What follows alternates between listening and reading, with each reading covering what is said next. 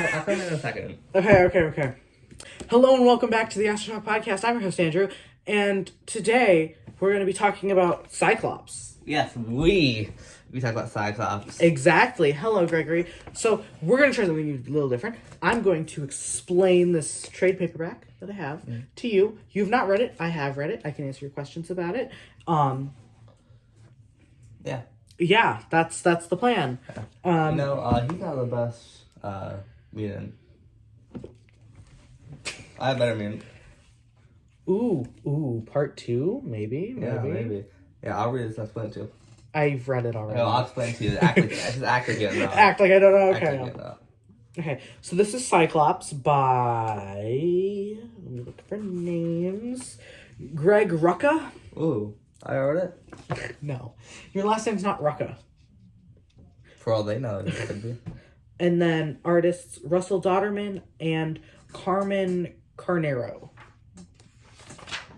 Okay, so we start, and it's a bit of, explanation, So this book takes place after Bendis's run on, or during Bendis's run on the all-new X-Men. Yes. Also, I actually want to point out, I got a new hoodie. Look, it's X-Men themed. Specifically for this episode. Yeah, I got it for this episode. Xavier's School for Gifted Youngsters. 1963, the year X-Men #1 came out. Nice. It is cool. Yeah, I like this hoodie. It's real comfortable, too. Okay, so we get backstory here. And this Scott was brought from the past to the future to talk to future Scott because future Scott was no longer really practicing the ideals of Xavier, and so they thought that confrontation between the new X-Men and the original X-Men would stop Scott from acting nuts. But this Scott then, the original Scott, learns that his dad is alive and is part of the Starjammers, and he decides to go off and join them. He just, leaves. He leaves the original team. Yeah. He leaves, Warren, Hank, Bobby, and Jean. Hank looks so weird in the originally. So... Is Hank older than them? I always feel like Hank's older than them. I don't know. I feel like maybe when they started, they're all, 16-ish. And then, Hank's, 20. It's not a huge age gap, but I just feel like he seems like he's older. Maybe. Okay. So then we pick up, and, Hepzibah, you know Hepzibah. She is the, white cat lady who's on the Starjammers. Yeah, I totally know that is. So Hepzibah and Scott are out in space, and she's teaching him, how to, use his I-beams to propel himself out in space. That's cool. And so there's these fun panels here, and I like how they kind of have them slanted at a diagonal. You should inverse this when you're editing. So then all the text and stuff there, so it's if you don't talk about it, right? Yeah, I know what you're I'm just saying you should do that. Okay, I'll think about that. Can I be honest? Yeah. I don't like Cyclops' suit there. You don't like what? Cyclops' suit, and I've seen the suit before. I don't care for it. I love this. This is the best suit. It's not the best suit. I like that blue, the main X-Men suit. The all new X-Men suits are the best suits. I don't like it that much. Sorry, I don't like it that much. I prefer the original suits they wore.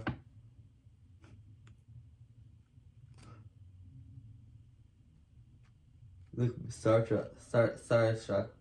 I'm mad. Mad. Because that opinion is horrible. I don't like the suits much. They just look like, I like the Suits are white. awesome. And I just like when they're all wearing those matching outfits, like this and stuff. Well, they're wearing matching outfits, just with different colors. I know, but I think it looks weird. I think it looks amazing. So anyway, Scott then propels himself into the ship, crashes, and then they go back in, and we see that Scott has been writing a bunch of letters to Jean. And then we see Corsair is getting a checkup from the little medical bot, and then Hepzibah comes in, and they talk and kind of have a sweet moment.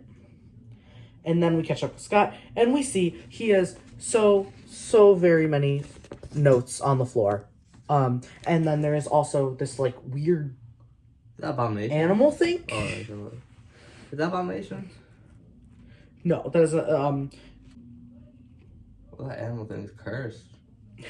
My God. Then one of the members of the crew comes Dog in. and anteater hybrid. And then a ship attacks them, and so they all head to the bridge. And they have a cool fight scene with like lasers in space. And if you like Star Trek, this is definitely Space, the final frontier. These are the voyages USS Enterprise, our 5-year mission to boldly go. Or to seek out new life, to explore new civilizations, to boldly go where no man has gone before. Cue music. And like I was saying, if you like Star Trek, then this is a really cool sequence and you'll love it. Then afterwards, we kind of get, they're talking, and Corsair is going to the ship, and he asks Scott if he wants to go, and so they all, so Corsair, Hepzibah, and Scott go into the ship, and there's, and then they, capture all the guys, I guess, and then they plug up the hole that they blasted into the ship. And then there's this really cool moment where Scott finds a sword, and Corsair is talking to him about the importance of a sword, about having a sword as a, pirate, as a space pirate, and so he tells Scott to keep the sword. And then they go off, just Scott and Corsair, to explore the galaxy together. This shot right here in the back right there, it looks real cool. That is actually the next cover. That's real cool. That's the next cover. I didn't notice that. Yeah, the cover art is really amazing. Yeah. Now I'm not gonna see the much, but I do think that looks pretty cool. Like this, Yeah, some of the cover art in this, it's really nice. Look at that. So that's the end of issue 1. Issue 2, we pick up and we see that they're exploring the galaxy, taking a tour, and Corsair is showing Scott all the wonders of the universe. Yeah. And then we pick up and they're stopping on a planet, and then we see Corsair has some sort of vials that he's taking. Oop, from where? And they're red goo vials, and we don't know blood of his enemies. It's not blood. It's not blood. It's too pink to be blood. And we don't learn anything about it. Throughout the whole story, or just for now, we don't know. He's looking sketch while he's doing it. He's making sure that Scott's not there to see him, but we don't learn anything about what they are.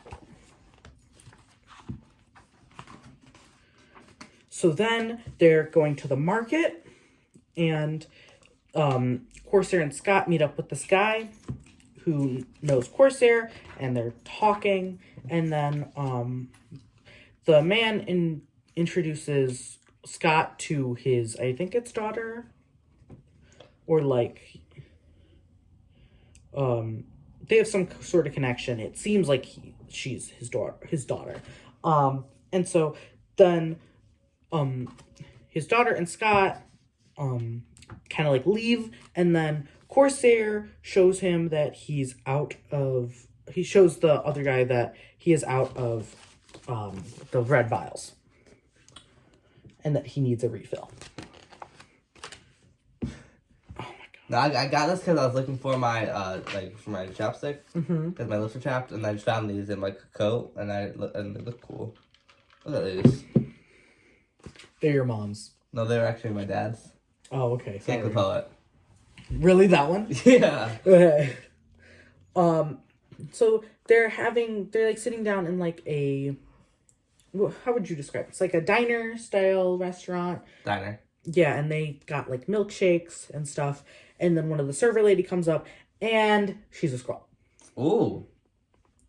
And so now there's a fight in the diner, and Scott blasts the Skrull, and then it's revealed that it's all just a simulation. Dun dun dun. And so then Scott and Corsair head back out into the market.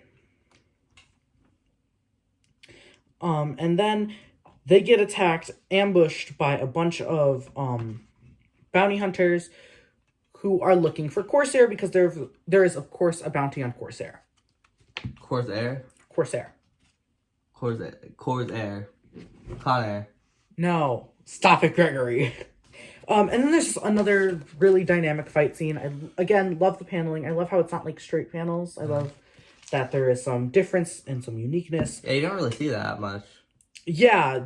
I mean, there's some artists that do awesome paneling where it's like angled or like different things create the panels. Like in the newest Superman book, it's going through Superman's history and the cape flaps like fold in on each other and create the panels of his history. Yeah. It's a really awesome scene. Is that a lightsaber? No, I don't think it's a lightsaber. Looks like a lightsaber. They're just like energy weapons. Energy weapons in space. Generic energy weapons in space. Yeah. Well, the colors you can get blue, green, and red. Stop it. And so Corsair uses this as an opportunity to help like teach his son how to use a sword. One of the guys that's attacking them, what's the word? Unhands him? No. Let him go? No. He's taking the sword out of the hand. Oh, that's cool. Just like takes it from him. I have a question for you. Is Nick Fury gonna anytime show up with purple energy weapon? No. No, it is not Star Wars. So Scott goes for the sword, and then Corsair is hurt. Scott picks up the sword, and he just starts wrecking house. He uses... You're funny. He uses his I-beams to do this cool thing where he bounces them off of the pillars, and then he stands triumphant above the defeated bounty hunters. He picks up Corsair, and they get back to the ship, and then it's revealed that one of the alien bounty hunters has tracked the ship, and that the vials that Corsair has are now broken. Oop, that's not good. They look like they could be expensive. And then, issue 3, and on this side, this is a variant for issue 1, which I'm gonna be honest, I don't care for. And then this is the cover for issue 3. It looks real cool. And I don't really care for it either. I think it looks cool. It's nice. It's cool, like art. I'm not the best, but it's good art. But like it's good art, but I don't really like the way that the shot is taken. Yeah, that way the shot's taken looks strange. So then we pick up, and Scott is again writing a letter, and he's recounting his several journeys, and that he thinks his dad is addicted to drugs. Because, as we can see, solution up. He's taking those vials. So he believes that the vials are drugs. Yeah, they probably are drugs. Like maybe it's like superhero drugs, like super soldier serum. Yeah. Maybe it's like superhero drugs, but it's still drugs. Drugs. Not cool. Not cool to do drugs, kids. Don't do drugs. This is a serious PSA. Do not do drugs. Yeah. Not cool to drool in school. What? It's not cool to drool in school. Oh my god. What, are you part of DARE? I don't know what that stands for. What does it stand for? I don't remember what it stands for either. And then, so, the ship begins to get under attack or something. It falls apart, maybe. I'm not sure what's happening here. I read this a while ago. Why put his feet on the dashboard? Because he can. Yeah, but that's like, who puts their feet on the dashboard? Cool people. Not like when they don't have any socks on. So, the ship crash lands on an alien planet. And we can see it is very different to Earth. It is. It looks like hell. Literally. It does not. It's got cool... With purple sky and those little green cows. It's got nice trees. Green cows. Where do you see the cows? These are cow type things. Those are not cows. Buffalo, green buffalo, whatever. No. They eat grass. They do the same thing. Oh my gosh. So they leave the ship and they see that there is a tracker. My shoulders. If I'm stretching, if you guys see me stretching, then it's because my shoulders. Just wanted to put it out there. I keep on like doing this because my shoulders are like, on my arms, my shoulders. I don't know what we're doing anymore. I was like stretching. Okay. Do I have any segments I have to do? No, I'm just telling you what's happening in this book. Okay. So then they grab all the storage that they can from the ship and create a little campfire area. And then when Corsair thinks Scott is asleep, he pulls out the vials, and then Scott confronts him and says, "You're seriously not going to get high now." He's gonna get high now. And so then Corsair responds with, "What?" And then Scott is explaining that he believes that it is drugs. And then Corsair says that he's not a junkie. And we get the reveal that they're not drugs. They're indeed something like a medicine. Ooh, is probably the best word. It says Yes. medicine there. Yes, medicine that is keeping him alive. Ooh. And so that puts a time limit on it because he only has so many drugs left. Wow. Or not drugs. so many vials left. So many medicine vials left. Ooh, so now they have to drugs. escape before Corsair dies. Uh-oh. What is that blue guy? Is that Electro? What blue guy? Looks like Electro or Blue Giant Storm. Say, oh, a whole bunch of different things. Yeah, I think it's just like... I only saw one guy there when I said that. Oh. Show on the panel so I don't look foolish. So then Scott asks how much he has left, and it's 8 doses. Oh, how often does he have to take the doses? Does that? He can push it to 1 every 3 days. 1 every 3 days? That's, quick math. Alright, so... give me a second. Okay. 3, 6... 6 years. Wait, when I'm on pressure, then like it messes with my head. 3 times 8. 3 times 8. Alright, so, that's 16, and then that makes it 24. 24 days. Wait, I just stressed, so it took me a second to like... It's okay, Gregory. No, that's in my math class, a lot of these calculators, so I don't normally have to. Oh my god. But, I mean, 3 times 8, Gregory. That's because it's been a long time since I've done... I know all my 5s really easily. I know all my 1s, my 2s, 10s. Okay? So then Scott asks him why he didn't come back. And there's this whole story that he tells Scott about how he was angry and he wasn't fit to be a father at that time, so he didn't want to come back to Scott and Alex and just be a disappointment. And then he figured that they didn't need him. And then Scott says, "You're our dad, of course we need you." And so that kind of like really putting the stakes on, and like they have to get out in the next, how many days? 24 days? 24 days, yeah. Otherwise, there won't be a father.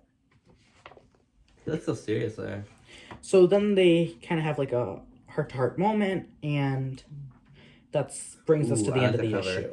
I do. Okay, like so back to the covers. I do like this cover a lot. Suit, but I like the cover. No, I don't like the suit. Look at the suit. I don't like how like high this is, and like looks really weird. Oh, like, the belt. there. You don't like the belt? It's like really high up. It's like okay. If it wasn't for like the belt area, I sound like the white. I love the white. I wish it was like a darker color. I like the white. Even gray would look better. Like this side though, I don't know how much I feel. I don't know how good I feel. Yeah, no, I don't feel it either. Okay, so issue 4, we pick off. How many issues are there? We Like pick 5? up. Yes. Okay. In this specific paperback. There's a sequel. I have the sequel. I just haven't read it yet. So then we pick up and they're learning how to survive. And we see that he has 6 vials left, and then we see a couple more panels, and now it's down to 5. And then down to 4. And like we're seeing that as they're doing this, more and more time is passing. Yeah. Obviously, like so many days are passing now that there's only 4 vials left. Yeah. You know? And so we see Scott and Corsair, and they are learning how to sword fight. And Scott loses, and then they kind of transition over to talking about getting food. And Corsair looks at one of like the bat-looking things and says, "I bet it tastes like chicken." And then Scott's like, "One, gross. Two, no way am I eating one of those. Way too creepy looking." I did it. You'd eat that thing? Maybe, yeah. Look, this for context. Here's what we're looking at. We're probably gonna show it like as a picture later. No, I'm not. I might. Okay. So then they're kind of like talking, and we see that it's really kind of taking a toll on both of them, that they're not going, that there's a low probability that they're going to make it out. Wow. So the next couple of pages are really just more heart moments, and then they find the tracker, and they're like, they try to fix it and then like bring someone to them that can rescue them. Yeah. Even if they're bounty hunters, they can defeat the bounty hunters and take their ship. Yeah. Then those would be stuck there. Exactly. Not much of a superhero here. So then we see, well, it's survival. It's at this point, it is survival. Yeah, but like, it's still like superheroes usually put other people before themselves. So then we see that they're making plans to fix the tracker, and we're down to the last 2 vials. Uh-oh. And so there's like this cool moment of them like going into the ship and finding the parts that they need, and then they get attacked by a swarm of those weird bat-looking things, and they have to fight them off. I was gonna taste it. See if it tastes like chicken. And then they bring one back to the campfire. They actually eat it. Does it taste like chicken? And Scott says, "Tastes like chicken." See? So it did taste like chicken. See, if it don't look good, then like, as long as it tastes good. Oh my God, Gregory. What? Doesn't look good as long as it tastes good. Yeah, but if someone played it, or would you rather eat food that tastes horrible but looks like amazing? Like it looks like a cake that like looks amazing and has like a whole bunch of frosting on it that makes it look amazing but it tastes horrible, or a cake that doesn't look that good but tastes amazing.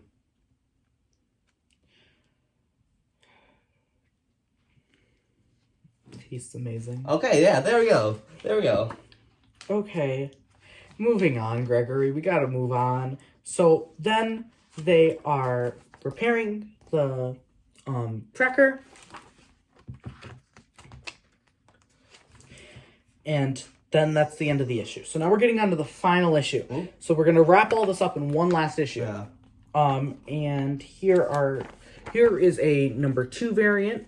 I don't particularly care for like the black, white, and the okay, red. I think. But this is the issue 5 variant, and I do like this. Yeah, I do like good. Or not variant. It's issue 5 cover, and I do like this cover quite a lot.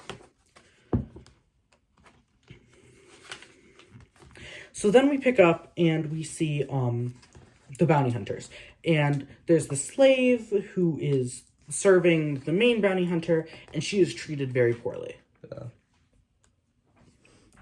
And so then the ship flies down to the planet that Corsair and Scott are on, and they leave the slave on the ship. There's 4 of them, and they decide to split up. 2 look inside the ship, and the other 2 look at like the fireplace area that they set up, the little like home base. Yeah. So inside the ship, one of the teams gets ambushed by a bunch of the bat-looking things. And then Corsair comes out and surprise attacks them and captures them both in a net. Then over at the area that the campfire area, we see bathing? that. Huh? Is he bathing? No, he is lurking in the water waiting for them, and there's this cool like 3-panel shot right here, and I really like how he's coming out of the water. And so two of the people are talking to the bounty hunters, and then again we pick up back in the ship, and we see the lady the slave is on the ship, and she sees footprints. Or at least some sort of prints. Like water dropping. Yeah. So then she meets Scott, and Scott is trying to, like, talk to her, and, like, he's saying that his name is Scott, and he's asking her name, and then she starts attacking him. And there's this fight scene, kind of cool, with, she's using a staff, and he's using a sword, and so you get some cool shots where they're, like, clashing, and then he traps her in, like, the prison area. Then we pick up back outside, and the two people at the campsite are looking around, and they spot Corsair in the trees. And then Corsair shoots and captures one of the guys, and then the other one runs at him. He, I believe, runs out of ammo in his gun, and then he just kind of throws it away. And then he begins fighting her with his sword. And so there's kind of another staff versus sword fight going on there. But they fight, and they eventually get to the ground. They're on the ground. They're wrestling basically with each other, and he just barely comes out ahead. So then we see the slave has Scott in handcuffs. Uh-oh. How'd you get out? So then we see this panel of the guys eating, the bounty hunters eating, and they're talking about how he let her out, and Corsair accuses him of doing it because she's cute. And so they're talking in the prison cells, and then the slave opens them up. And it was all a trick to get them into the ship and stop all the bounty hunters at once. So then they capture them into the prisons, and they offer the slave to go with them, but she doesn't. And they go off into the sunset together on their ship. And I think, right? Well, the end of the first 5 issues. There is, again, a sequel book. I'm gonna go grab it real quick. This is the second volume of it, and it is issues. Let me see if I can get that in there. 6 through 12. Well, I like the cover. I like the cover. I haven't even looked at the covers. The covers look cool. On the very front. On the very front, Yeah. I was like. I'm looking at the other covers inside, though. Like, that's kind of cool. Yeah, that's cool. You know what we should do? We should review, what's it called? We should review Pirates of the Caribbean. Ooh, I do love this cover. That's a nice cover. You know, I've wanted to be Han Solo for a few years. You want to be Han Solo? Yeah, I want to be Han Solo. He's my favorite Star Wars character. I thought you said you didn't like Star Wars. I said I like Star Trek more. But now, I don't know. I said I used to like Star Trek more. Now, no, I might not. We had the whole video where you debate. I used to like it more. That's back then. Now I think I might like Star Trek more, or Star Wars more, but I like them both. And Han Solo is my favorite Star Wars character. Okay. Well, I do suggest that you do read Cyclops, especially Volume 1. It is really good, in my opinion. And I skipped over a lot of it, but there is a bunch of, nice moments between characters, and they feel very real and grounded, even though they're in space, and it is this fantastical environment, but Frontier. It feels very real. You know, I just want to put something else on to the end of this video, because these look awesome. Right? No. They look amazing, okay? I don't know what you're on. They look amazing. I'm on space drugs that are in vials. Red vials? Yep. Well, the vials weren't red. The drugs were red. Red space drugs, though. Alright, now do I go do my dance or something? Sure. What do you want me to do? What do you mean, what do I want? What do you want me to do? Like a dance. I might go back in my gag hole. Go back in your gag hole. End it in the gag hole. See ya. Very good, Gregory.